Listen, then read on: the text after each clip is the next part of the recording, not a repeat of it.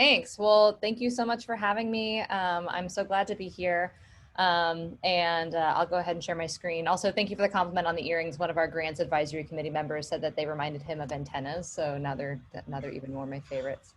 All right, here we go. So can everyone see my screen now? Yes? All right, groovy. Okay, so hello, my name is Rosy, and Rosy Wolfe, and I am the Executive Director of Amateur Radio Digital Communications. And in this presentation, I'm going to tell you a little bit about who we are, what we're up to, and maybe there's some opportunities for y'all to get involved. You know, we talked about doing, I think, about 20 to 30 minutes talking and then leaving the rest of the time for Q&A. So I've kept the presentation fairly short with the idea that we will be able to have a conversation later. For what it's worth, I can't see your questions right now, and it's hard for me to present and answer questions. So whatever questions come up in the chat, we'll address afterwards. We had people on here to take care of that for you. Thank you. That's really awesome. I assumed that was the case, but just in case anyone listening was wondering why, if they ask a question and I don't respond to it, it's just because I can't see it. I'm not ignoring you. Okay, great. So hello. All right. So ARDC, our mission, I like to start our presentations with our mission, which is to support, promote, and enhance digital communication and broader communication science and technology, to promote amateur radio, scientific research, experimentation, education, development, open access, and innovation in information and communication technology. So, you know, a lot of people know us really for our work in amateur radio, and our mission does expand a little bit beyond that, but, you know, obviously there's a huge amateur radio component.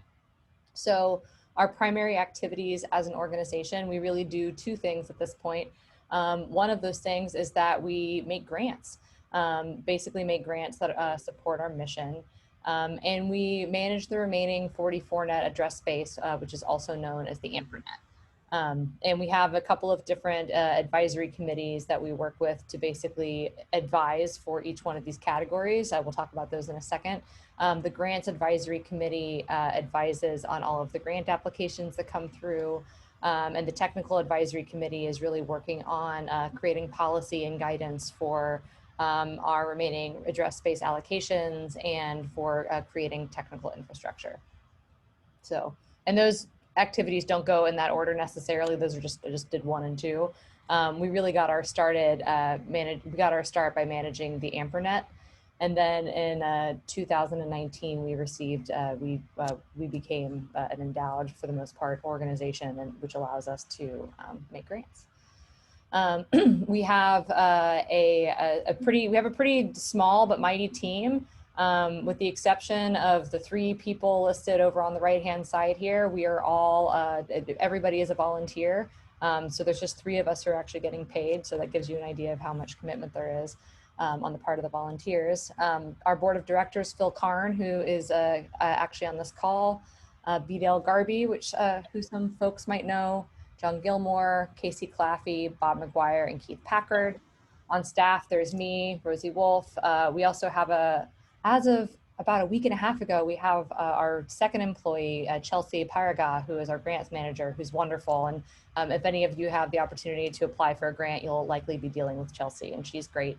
And anyone who is on the 44net address space or part of the AMPRNet mailing list is probably familiar with Chris Smith, G1FEF, in addition to managing the, really being like the key administrator for the AMPRNet. He's also been helping ARDC with our sysadmin, as well as rebuilding our portal. We have a couple of advisory committees as well. Both of these, it's not a requirement, to work at ARDC, you don't have to be a ham, but of course we highly, highly encourage it. And luckily everybody on our advisory committees, they're all hams. The chair of our grants advisory committee is John Hayes. He's based in Washington, in the U.S. And then Jan Traszewski is the chair of the technical advisory committee, based in Germany. So we have a lot of folks who are based in the United States, but we are, we have an international mission, and we have more and more people who are volunteering from all over the world, which is great. So to talk a little bit about 44net, just to give you sort of a high level view of what we're up to with that. Our current goals right now are to rebuild the portal backend and administrative frameworks. That's something I think that's been desirable for a long time. This was primarily run for many years by Chris, who I mentioned earlier, as well as Brian Cantor, who is our founder, primarily done in a volunteer capacity. And so, as volunteer-led things go, sometimes, they are done sort of on the side, et cetera. Although from what I understand about Brian, like he really loved ARDC and spent a lot of his time on it. But still, we have a little bit of a technical debt that we need to meet. So we're currently working on that. And then the technical advisory committee, who just really got started earlier this year, they are currently working on sort of a big picture plan for how to best utilize the space. And we'll be doing like community review meetings with that in the coming weeks once we have a clear idea of what their plan is. Part of why we're taking this approach is because, ARDC is, we're really here for the community. And so we've brought on, we did a call for volunteers to sort of be part of this advisement. And we've brought them on to really help with that and to really be the voice of the community. So it's not just like ARDC and the board, like making all the decisions. We really look for input from a wide area of users. On the grant side of things, which is I think the newer side of things, we have been doing a ton of work in the past few years to make some grants. In 2020, which was the first full year of making grants, we distributed, in our annual report, it reports that we distributed about 2.7 million. It turns out that there was actually an error in our numbers in that report. So I'll be posting a correction soon. And it turns out that we actually distributed close to about 3 million. And this year we're looking to distribute closer to like 6 million or so.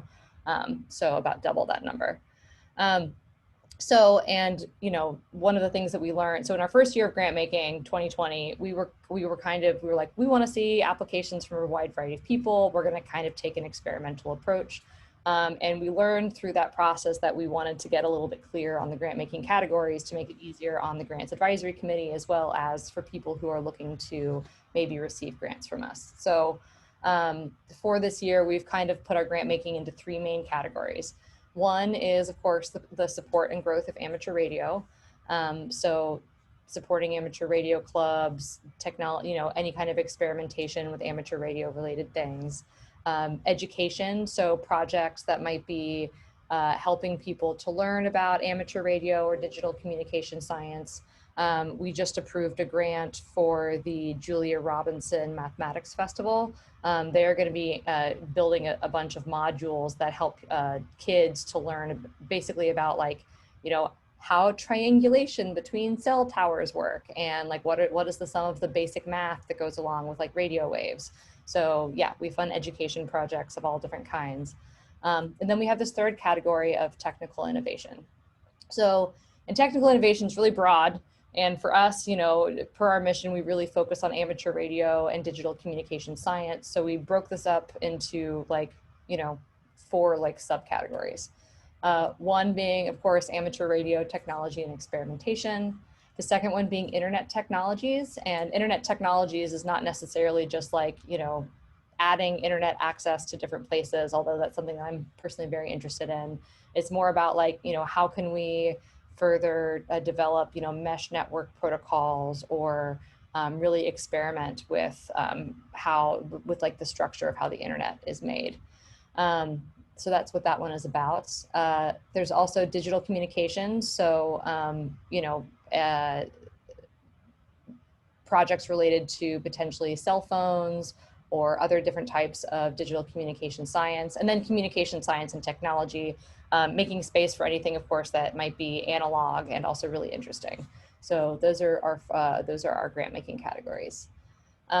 And within those categories, we have a bunch of goals. So, and this doesn't mean that necessarily every single grant is going to meet each and every one of these goals, but these are the kinds of things that we're looking for in our grant applications. One is broad reach. That's not always going to be possible, right? We have a current RFP for amateur radio clubs, which we'll talk about in a second. And, understandably, the reach of that might be just your local community. And ultimately, that's totally fine. But I think the way to think about it is the broader, ARDC is more likely to give, larger dollars to projects that reach more people. If your project only reaches like a few people, then we'll probably end up making a smaller grant. So, but, ideally we want for our, ideally we want for the benefit of our work to reach as far as possible. So that's where broad reach comes from. Social over commercial benefit. This is going to probably be increasingly important as we open up our grant making eligibility beyond 501c3s. Right now, 501c3s are the primary organization. 501c3s and which includes like schools as well as like government entities. Those are the primary organizations that we're able to make grants to. We're working on expanding that to be able to give to, for-profit businesses as well as individuals. It just is one of those things that takes some time, and thank goodness we have Chelsea now, who is really hitting the ground running and helping to build some of those programs. So, of course we want, while we think of course technology innovation is really cool, one of the questions that we ask when we're looking at an application is like, okay, it might be neat that you're like building some piece of technology, but like, how is that actually benefiting people, right? So that's something that we look for. Inclusion of underrepresented groups. This is because, as we see very much probably on this call and elsewhere, a lot of amateur radio and technology more broadly can be very white and very male. And of course, nothing wrong with that. And, part of our mission is to bring people into amateur radio outside of those, outside of that demographic, and to really make sure that the demographics of technology as well as amateur radio reflect the general demographics. So if you are including underrepresented groups in your application, that's something that we're definitely excited to see. Empowerment of individuals and distribution rather than centralization. This will be, of course, be increasingly important as we give to businesses. Ideally, we want to, give to projects that really help people in a wide variety of places rather than concentrating power in like some, large telecom, for example. I mean, I don't know that a large telecom is really going to be needing a grant from ARDC, but to give you an idea, we'd rather help projects that are like, maybe supporting projects all over the place and are like engaging in more of like an open source kind of mentality. Preservation of the right to innovate. This I think really falls in this covers, I think, the open source sort of aspect of this. Like, ideally, actually, one of the requirements is that we have, we want for anything that we fund to be made as openly accessible as possible. Of course, there's limitations within that. Sometimes schools and universities might have limitations on whether or not they're able to do a project or build something open under an open source license. They might have to use some other kind of license. We totally get it, but ideally what we do is built under an open source license, because what we want for other people to be able to do is to take that work and to be able to further develop it, right? If we're building things that are like, patented or, proprietary, then, there might be a few people who are making money off of that, which, we live in a capitalist system, it's part of the reality. But ultimately the idea is that we want more people to have the ability to work with these technologies, hack them, innovate upon them. And last but not least, innovation on business models. So if you are, experimenting with something that's like a co-op or something like that, then, that's something that we're really interested in seeing as well. All right, so that brings us to some of the grants that we're doing this year. So for what it's worth, ARDC does grant making all year round. We are likely going to start closing, stop processing grants between November 15th and January 15th of every year, just to give people time for like holidays, end of year reporting, that kind of thing. But otherwise, you're free to submit a grant proposal to us at any time. And within that, we're also experimenting with doing some Grantmaking Windows. So, targeting different types of people who might be doing similar projects and sort of, getting them all in a pool at once so that we can like review them and view them all side by side based on merit, that kind of thing. So the first one that we're doing is the support for amateur radio clubs. And this RFP went out a little while ago and actually has two cycles in it for this year. One just passed, but we're actually in the process of reviewing those applications, which is very, very, very exciting. We'll be reviewing those on Friday with the Grants Advisory Committee, and looking to distribute the funds at the beginning of July. But then we have a second window that's still open. So if you're part of an amateur radio club, you have time to get another application into us for August 1st. And we'll be looking to make distributions for that by October. One of the limitations, as I mentioned before, that we do have right now is that we are kind of limited to granting to 501c3s. So, ideally, and I'm happy to answer questions about this later on, but ideally, if you're looking to get a grant from us and you're not a 501c3, you can find a fiscal sponsor who might be able to help you out. This is the link to the RFP, and I'm happy to go over that in more detail if people want me to, and you are free. I can also send this out to the group afterwards so that you have access to it. But yeah, there's a lot more details about these in the actual RFPs themselves. So the second RFP that's out is one for education projects. This one, we actually, part of the reason why we have 2 windows for the amateur radio clubs is because we wanted to make sure that we had a window specifically for educators so that they could ideally get their funds by August 1st, right before the school year. So submissions for that one are due on June 1st. And again, yeah, we're looking to make the distributions by August 1st. So if anyone here knows educators, send them our way. We're also happy to talk with people about potential proposals that they might want, or potential projects that they might want to propose, and give advice on those proposals before submission. So again, that's part of what Chelsea is here for, and me too, although I'm a little slammed, but we will help. Okay. So if you want to apply for a grant, one of the things that you can do are, one of the steps that you need to take are, number one, to check for eligibility, make sure that you are the type of organization that we can give to. And ARDC is constantly working to expand that, and we'll have some news about that very shortly. I was hoping to have it ready for this meeting, but it's not ready yet, so I have to keep my mouth shut. But anyway, look for more news from us on that soon. Check your project against our granting goals. If you're in amateur radio, it probably fits. But for some of the more maybe out there projects, we want to make sure that, we're not just funding things that might be like some cool piece of technology. I mean, it might be a cool project, but if it doesn't fit with what we're trying to fund, then we can't give to it. Send us a proposal. And again, you can reach out to Chelsea or me to get some advice before you do so. And you can get all this information and more at ampr.org/giving.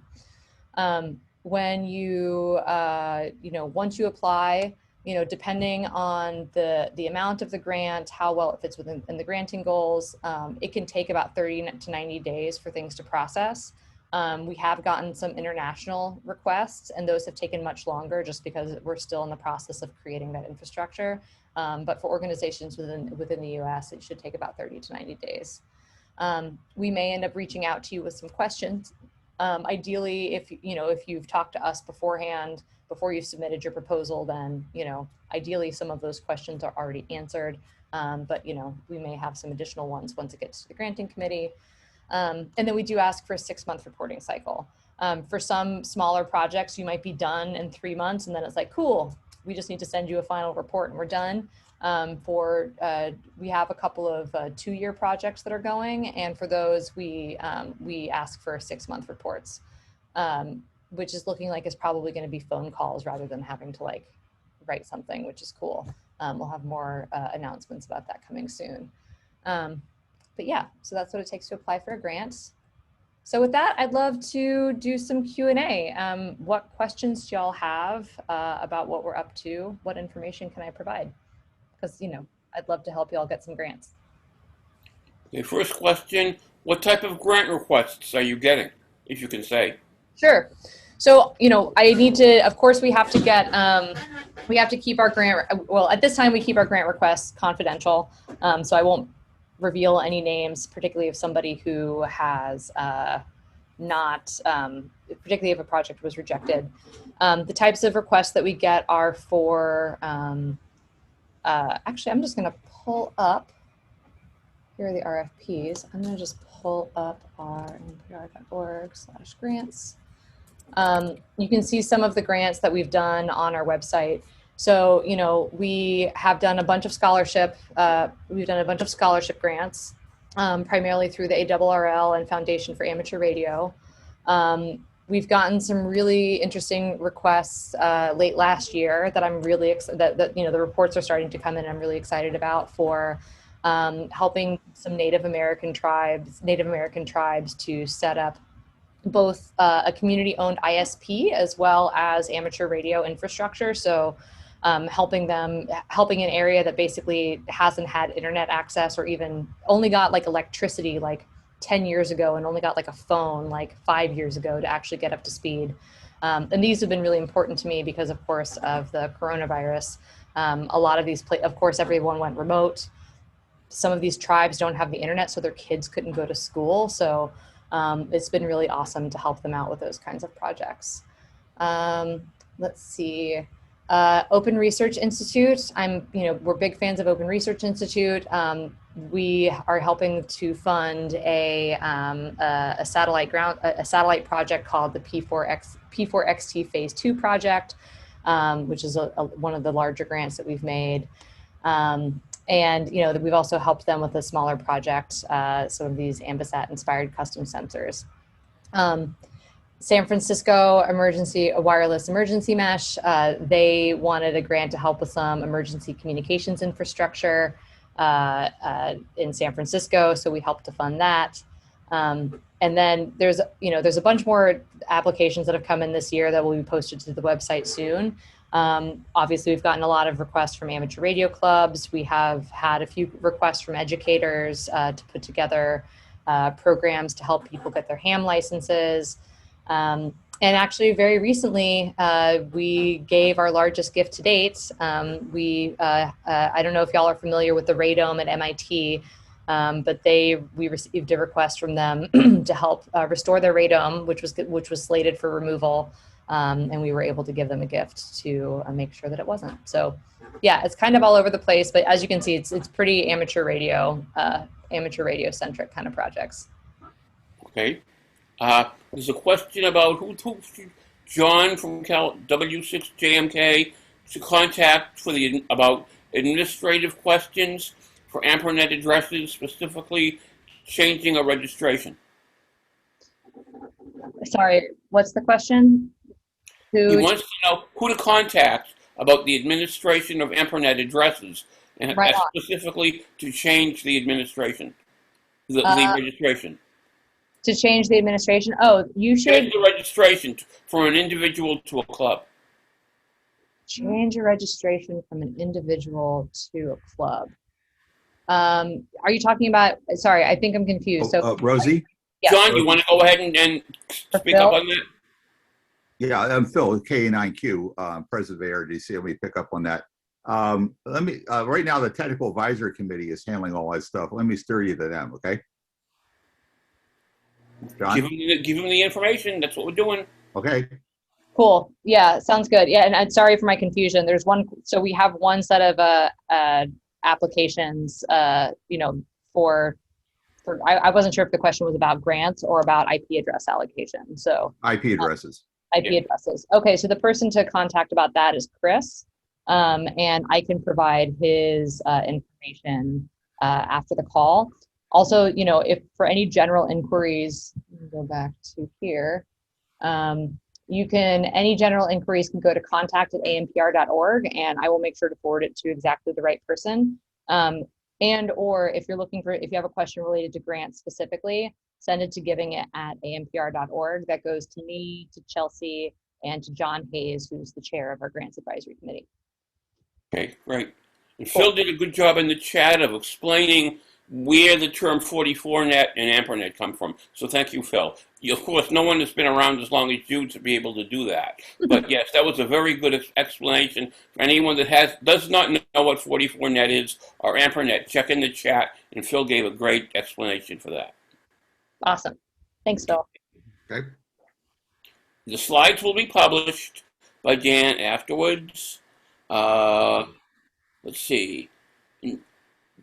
Is ARDC planning to approach SpaceX to ascertain if they are willing to build a relationship with amateur radio emergency services, which would include favorable terms for ardent tunneling and expedited deployment for field mobile Starlink units? I can't say that we have had that question on our radar as of just now, but it's certainly something I'm going to ask Well, about. now we do.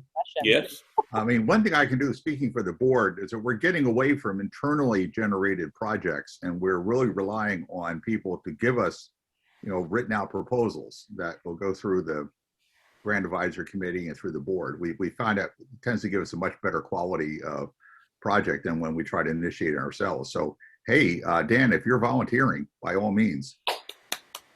Arg. Seriously, write something up. Write it up. We'll consider it. You never know. You never know. That's right. No, I'll pay attention because I think it's genuinely going to be a thing. And like anything else, we're born to take advantage of technology improvements. That's right. Well, Dan, you've got your hand up, so I'm going to let you ask your question since you're already there. Well, that was the question. I just typed it in. Okay. Oh, no, I had another question. So I was surprised to see reference to IP version 6 in what AmperNet's doing. I'm totally baffled where that nexus is, since I thought everything was in AmperNet was Class A 10 net. No, that's where we got started. Nobody says we can't also experiment with IPv6. In fact, I've been saying we should have been using IPv6 years ago. I want to do everything we can to promote its use on ham radio. Well, the whole world should have been using Well, IP. yeah, that too. Yeah, sure. Okay, well, I'll focus just on seeing, what the approach might be to Starlink, because how do I say it? Starlink exists to make somebody money, yet at the same time, it's a young enough group of people, so I have to believe there's some engineers there who are amateur radio operators. And I did hear substantiated rumors that they donated some Starlink units last summer when the Oregon fires came out of no place, and that was the only means of communication for a good portion of the suppression efforts of the fires that were just overwhelming the coast of Oregon. Well, if somebody were to come up, that's a hint, Dan. Somebody were to come up with a well thought out proposal on how to integrate ham radio into using that for a emergency communication situation, we'd be all ears. Well, yeah, I try to get the Arden dev team and the WinLink dev team to lend their ears, and then I stand back and just hope everybody got along well. Yeah, I hear you. Okay. I'm looking at Oscar in Puerto Rico. Did you want to ask a question? Yeah, Rosy, thank you for your presentation, and Phil also covering the also different area. My name is Oscar. I'm KJ7RYV Radio Fox from Puerto Rico. I do have the questions about the actually the milestone that from the grants that have been awarded. What kind of milestone that you can consider to be successful? Examples of things that definitely change and is impacting society and also communication, emergency communication, and so on. That would be beautiful to see those milestones. Totally. I'm sorry. I'm not sure I totally understand the question. What are the success stories, actually? You see, you already have been given the award. Yes. Got it. I think that. Yeah. Okay, that's a great question. So in terms of success stories, there's two parts of the answer to that question. One is, it really depends on the grant, right? And we are working to a place where ideally we want for our grantees to come up with their own success metrics and then to, evaluate their own grants based on the metrics that they come up with. That said, for us, a success with a scholarship fund is seeing somebody who wasn't able to go to college be able to afford college. A success with an amateur radio club is, and we're actually writing up something about this right now for one of our grantees that we're putting together an emergency trailer for use in emergency situations. Success is seeing them put that trailer together and then actually be able to use it, right? So one of the things I'll be honest and say that we're not doing as well of right now is really communicating those success stories. And I acknowledge that part of that really has to do with a lack of bandwidth on my part. We got very busy very quickly, way faster, I think, than any of us anticipated. So we're in the process of hiring a communications manager to help, put together case studies to talk about our grantees and what they're up to, help with newsletters, all of that kind of stuff, so that we can have better stories about the human impact around what's happening. So, for what it's worth too, if somebody's doing some crazy like SDR experimentation project, success can also be failure.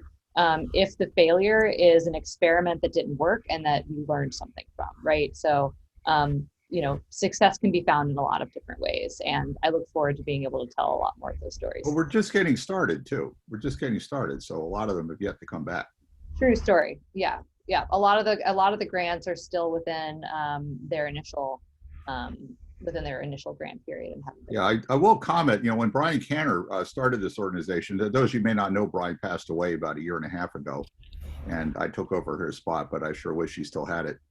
Brian's thinking was we did not want to fund endowments, with a few exceptions like scholarships.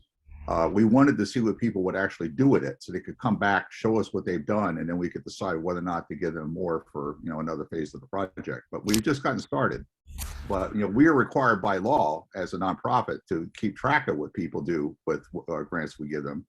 And we will also, of course, use those in deciding whether we want to give them more, or whether we want to fund other projects of this type. Right now, we're still in a pretty experimental phase. We don't really know what will work. And I've been saying, and I think the rest of the board agrees with me, that we're willing to fund a lot of projects that fail in order to find the ones that succeed, because we don't know yet which ones will succeed. Nobody's ever been in a position like this in ham radio before, so we don't yet know what will work. We got to find out. So don't be surprised if you see a lot of projects that don't work, because the few that do work, we think will make it all worthwhile. I think Well, that, if you allow me to expand a little bit more, even ideas is a product, even protocols is a product, and also the success of people learning that they can go ahead with new stuff is also a product. So there are several metrics that have to be mentioned. That's the reason I'm asking that question. And definitely that will help you to decide and understand the type of awardees that you're getting and so on, and also the impact on society. And you should keep track of the whole history from the beginning, because I think you're doing a great job and very important job. So that's the reason I'm asking that question, Phil. Thank you for your answer. Thank you. Thanks, Oscar. And to add, so in terms of metrics, yeah, that's also something that we've begun to collect internally. Currently, one of the projects that I'm actually really excited about is we are, one of the things that ARDC is excited about supporting is open source software. And we're currently working with some folks who are helping us to develop some open source grant tracking software, which I'm very excited about, because, one of the things that I'm really passionate about is I really like giving money away, and I believe in wealth distribution, and I believe in helping people who need it. And a lot of times grant tracking software is really expensive. And so I'm looking forward to us making something and developing something that becomes freely available, that people who are even making small grants can use in their grant tracking. And as part of that, we're integrating a better system for tracking metrics so that we'll actually be able to have better data about all of our grants. Can I add something else? Please. To keep track of the investment on youth and young people, what happened 5 and 10 years from now. And this is something that it is difficult to track, but it's very important. That is a really great call, and I'm so glad that you brought that up. Thank you. Yeah, you wouldn't believe how hard it is to give away money. I'm serious. I mean, Rosy's starting to make it look easy, but believe me, she works very hard at this. Phil, I'm an expert on spending it. I do like spending the money, so that's fun. Thank you. Okay, we had a couple more questions in chat. Rick from Alabama, K5UJU, wants to know, do funded projects require that they be centered on some aspect of digital technology? They require being centered on at least some kind of communications related technology. I think that communications technology is probably the most important part of the answer to that question. For example, we had somebody gave us a proposal for a project to teach teach kids robotics, which was super awesome, also digital. That's a bit outside of our scope. So digital technology, yes, but also like, you know, again, if you're doing something cool, neat, weird with analog communication technology, then we're open to funding those kinds of projects as well. Okay. Okay, Marty in 6VI wants to know if any thought about supporting maker fairs. Yes, absolutely. So this is another area where I would say that it's on our radar, but we haven't quite put together some kind of program for it yet. What I will say, and this especially is that for anyone who's interested in the education grants, if you know of a science fair that needs funding, send us a proposal. We'd love to help. So, you know, that might be one way to, you know, to help get funding to those kinds of projects right now. And then I could see us developing a more, you know, a more refined program along those lines as time goes on. One of the things we have talked about for things like maker fairs, because clearly, you know, the orientation, the flavor does overlap ham radio a lot, is if we don't actually go all in, we might become a sponsor, you know, to get our name on the marquee, you know, as another way of getting our name out there and attracting attention to ham radio, even if we aren't a full-blown, you know, participant. Right on. Marty, so you volunteered. That's all the questions in the chat. Okay, great. Cool. This has been great. It really has. Appreciate this. I don't see any hands up. Anybody got any comments? Yeah, I'll be done soon, honey. Okay, with the comment. Hi, honey. No, my comment is I'm sort of thinking, feeling, and seeing the synergy that I think you hoped would happen a year and a half ago, Dan. Yeah. Yep. I want to thank these folks for showing up and speaking their piece because, you know, hell, grants, okay, somebody else writes them better than I do, but figuring out how to spend them on something that will be magic, that's just more enjoyable than can be put in words. I'm aware, even within the Rat Pack organization here, of some projects that would need funding that are very outreaching and would help a lot of people, especially in the youth program. I'm sure that there are a lot of people out there, a lot of organizations that have got some good projects on their mind. They're scratching their head, well, what's this going to cost us? Figuring all that out and making it come real. Now there's a way of making it come real. Totally. And ultimately, you know, just, you know, to expand upon your point, I think that this is a place where, you know, ARDC can really use your help. You know, folks in amateur radio, there are some folks who know who we are, that we exist. There's a lot of people who don't know that we exist. And so I think that one of the biggest jobs that we have to do right now is to get the word out about who we are and what we're doing. So I seriously, if y'all know of projects or think you might know of somebody with a project who, like, you know, like Dan was just saying, is just like looking for some funding, send them our way. And again, we're happy to just like answer questions, let people know if it's something that fits within our scope, all that good stuff. Yeah, a bunch of us are really looking forward to going to Dayton and Fruity Shopping last year and this year to help promote ARDC, but that didn't happen. So You'll come to Orlando. With this situation here, what you've got 55 people on tonight. What happens is after we're done, and Rosy, I hope you'll send your presentation to me when you're done so I can get it out there. We post it. It goes out by email and it's available on, it'll be available on YouTube, on a number of different platforms. And we've got people from overseas that watch these things. So you've got a pretty large audience right here. We'll make sure it gets out there. Oh man, thank you. Suggestion in the chat. Someone might consider sponsoring a new technician class, paying for books and the first radio for those that get the ticket, and a good place to develop hams and grow the hobby. So anyone out there that's sponsoring a technician class, put in a request to get some funding, and you might be granted the funding. Yeah, exactly. And Phil said they've been talking about open source study guides and that stuff. So that's a good idea. yeah, Anyone that's looking for money sponsor a tech class, submit a proposal. You might get some money for it. Yeah, what I meant by that when I said open sourcing study guides is in general, we are willing to consider buying out existing proprietary books, study guides, technology, what have you, and make it generally available to the ham community without forcing the original author to just give it away. Right. But At that's the something same we've time, been though, we talking know about that a there are lot. some organizations where, you know, putting out those kinds of publications, that's their bread and butter. So, you know, we're Right. not trying to take that away either. And we're willing to consider sponsoring those. Cool. Anyone else?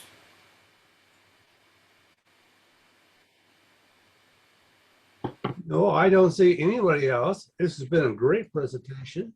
Send